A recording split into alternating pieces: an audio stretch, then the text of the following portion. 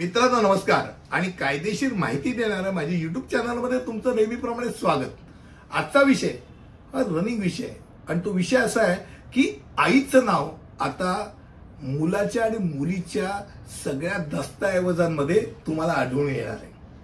आतापर्यंत शालेय म्हणजे कॉलेज आणि शाळेच्या SSC असेल, HSC असेल, ग्रॅज्युएशन असेल, पोस्ट ग्रॅज्युएशन असेल, याच्या सर्टिफिकेटमध्ये आईचं नाव तुम्हाला आढळून येत होतं। म्हणजे आता माझं नाव असेल तर अरुण शालिनी गोविंद देशमुख हे नाव अकॅडमिकच्या सर्टिफिकेटवरती येत होतं, मात्र आधार कार्डवरती, पॅन कार्डवरती, इलेक्शन कार्डवरती किंवा इतर जे काही दस्तऐवज आहेत त्या दस्तऐवजांवरती मात्र आईचं नाव तिथे आढळत नव्हतं। आता सरकारने एक नवीन कायदा खास करून 8 मार्चला महिला दिनाच्या निमित्ताने महाराष्ट्र मंत्रिमंडळाने अनाउन्समेंट केली आणि जाहीर केलं की ज्यामध्ये सर्व सरकारी दस्तऐवजांमध्ये म्हणजे कागदपत्रांमध्ये यापुढे आईचं नाव हे दाखल केलं जाणार आहे।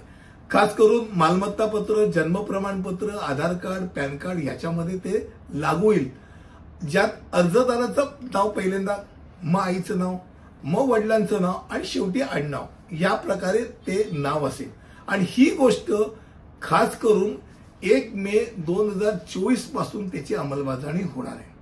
आता गंमत अशी की 1 मे 2024 नंतर ही जी अंमलबजावणी होणार आहे त्यामध्ये जन्मलेल्या मुलांच्या नोंदीमध्ये त्यांचे नाव, आईचं नाव, वडिलांचं नाव आणि आडनाव असणारच आहे।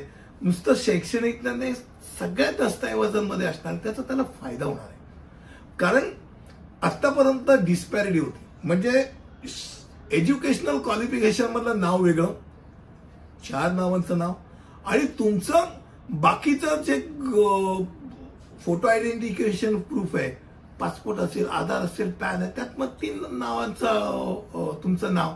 आणि त्यामुळे अनेक एम्बेसीमध्ये, न्यूझीलंड असेल, ऑस्ट्रेलियामध्ये, त्यामुळे तुमचं नाव मिसमॅच होते।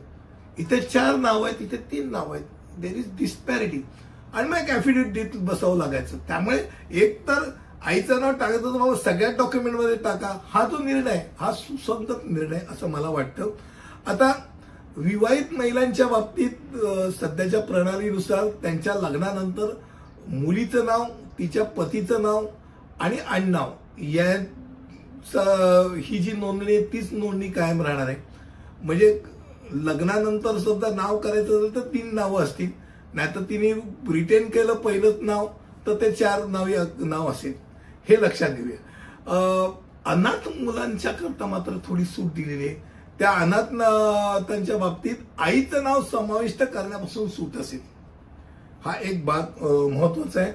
आणि एवढंच नाही तर मंत्रिमंडळाने म्हणजे मुख्यमंत्री असेल, दोन्ही उपमुख्यमंत्री असेल, त्यांनी आपल्या दालनाची पाटीमध्ये आपल्या आईचं नाव लिहून ती दालनाची पाटी पण लोकांसमोर ठेवली आणि एक आदर्श ठेवला की जेणेकरून आता यापुढे आईचं नाव हे सुद्धा व्यवस्थित समाविष्ट केलं जाईल, हे लोकांना कळावं म्हणून।